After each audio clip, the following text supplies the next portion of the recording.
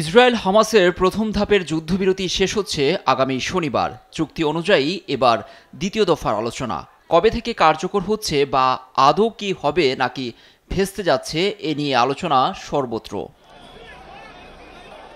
মধ্যপ্রাচ্যের আঞ্চলিক বিশ্লেষকদের মতে হামাসের হাতে এখনও কতজন ইসরায়েলি জিম্মি আছে তা অস্পষ্ট।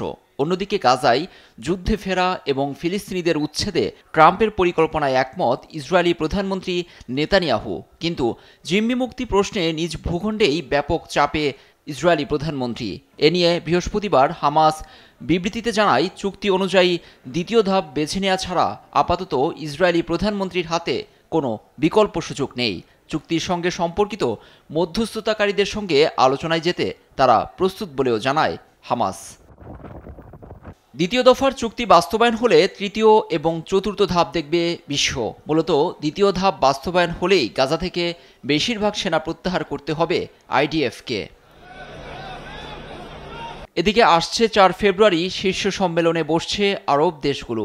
এ প্রসঙ্গে কাতার বিশ্ববিদ্যালয়ের সহযোগী অধ্যাপক লুসিয়ানো জাকারার মতে, গাজা দখল ও ফিলিস্তিনি উচ্ছেদে মার্কিন প্রেসিডেন্ট ট্রাম্প যে পরিকল্পনা সাজিয়েছেন তা ভেস্তে যাওয়া নির্ভর করছে আরব নেতাদের ঐক্যমতের উপর।